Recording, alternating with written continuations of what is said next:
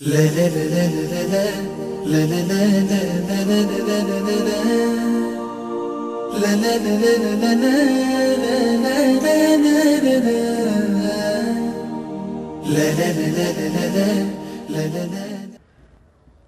व नुसल्ली अला रसूलिल करीम अम्मा बाद। मुअज़्ज़ज़ नाज़रीन, अस्सलामु अलैकुम व रहमतुल्लाहि व बरकातुहू। प्रोग्राम एक कहानी एक सबक के साथ आपकी खिदमत में हाज़िर हैं। आज के इस प्रोग्राम में हम आपको तारीख़ के जुरोकों से एक ख़ूबसूरत वाक़या सुनाएंगे और उसके बाद उसके ऊपर मुरतब होने वाले सबक की बात होगी। काज़ी शुरैह और हज़रत उमर रज़ी अल्लाह तआला अन्हु का एक वाक़या पहले किसी प्रोग्राम में आपको सुनाया जा चुका है, लेकिन आज उन्हीं की अदालत का एक और वाक़या आपके सामने पेश किया जाता है, जिसमें एक और ख़लीफ़ा, एक और अमीरुल मोमिनीन काज़ी शुरैह की अदालत में एक यहूदी या ईसाई के मुकाबले में हाज़िर है। नाज़रीन, हमारी तारीख़ अदल व इंसाफ और हक़ गोई और आला अखलाक के नमूनों से भरी पड़ी है, और तारीख़ इंसानी में मुसलमानों ने अपनी जो तारीख़ मुरतब की है उसकी अपनी एक अलग हैसियत है। वाक़या यूँ है कि खलीफ़ा चाहरुम हज़रत अली रज़ी अल्लाह तआला अन्हु की एक ज़रा गुम हो गई, और आप रज़ी अल्लाह तआला अन्हु की जो जंगजुयाना सिफ़ात हैं उनकी वजह से समझा जा सकता है कि उस ज़रा की अहमियत उनके लिए कितनी ज़्यादा होगी। ज़रा के गुम होने के बाद ये ज़रा आपको एक यहूदी या नसरानी के पास नज़र आई, तो आपने उससे बात की कि ये ज़रा मेरी है, मुझे वापस दो,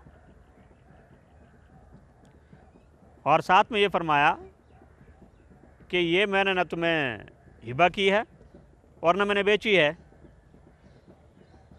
क्योंकि कोई भी चीज़ किसी और की मिल्कियत में उस वक्त जा सकती है कि कोई उसको हिबा करे या वो उसको ख़रीदे। तो वो शख्स कहने लगा कि नहीं, ज़रा तो मेरी है। फ़ैसला नहीं हो सका, और फ़ैसले के लिए उसके बाद फिर इंतखाब हुआ कि काज़ी शुरैह की अदालत में जाएंगे और शुरैह जो फ़ैसला करेंगे दोनों को मंजूर होगा। चुनांचे अमीरुल मोमिनीन हज़रत अली रज़ी अल्लाह तआला अन्हु अदालत में हाज़िर हुए, और वो ईसाई या यहूदी शख्स वो भी हाज़िर हुआ।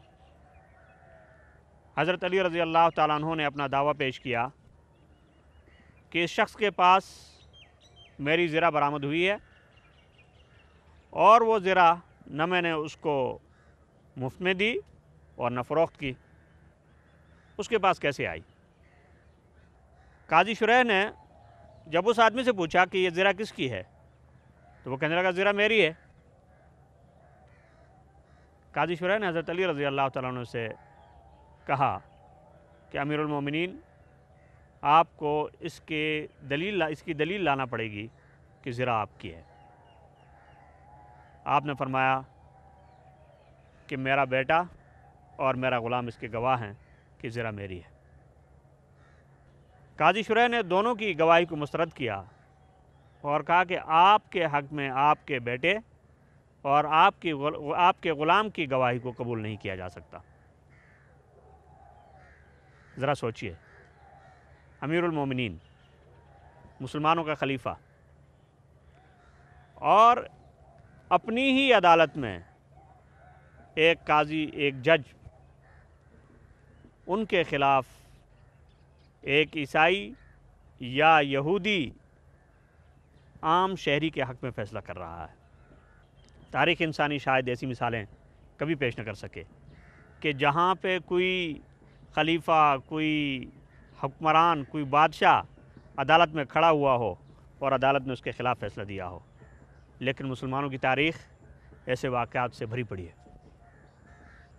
چنانچہ قاضی شریح نے کہا کہ زرہ آپ کی نہیں، زرہ اس کی ہے جس کی ملکیت میں ہے۔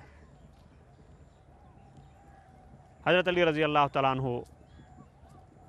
اس فیصلے کو سن کر خاموش ہو گئے۔ تو وہ شخص بولا کہ قاضی صاحب، زرہ حضرت علی کی ہے، زرہ میری نہیں ہے، اور ہماری کتابوں میں لکھا ہوا ہے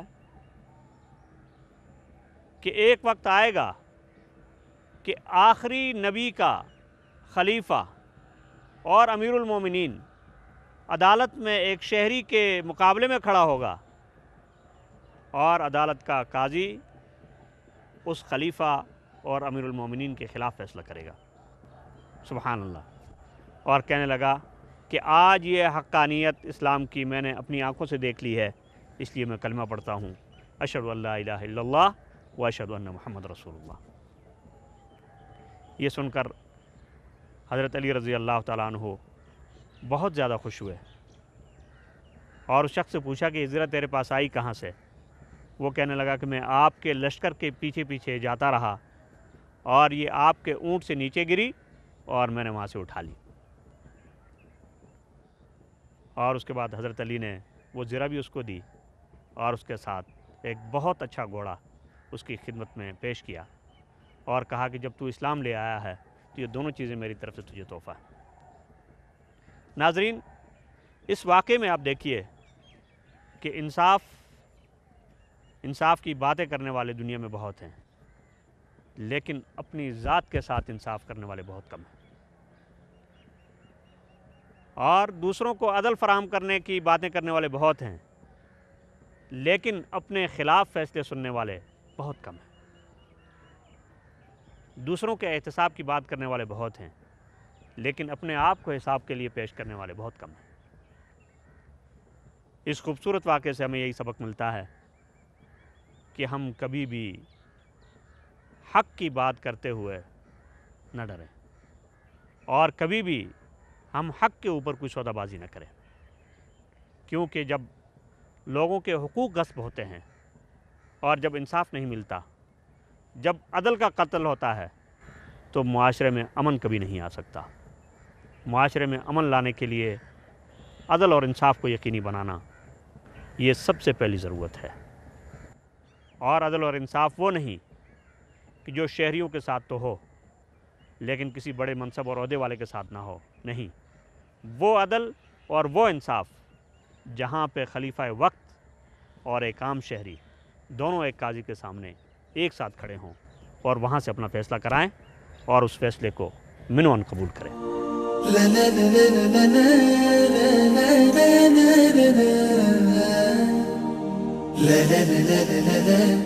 لا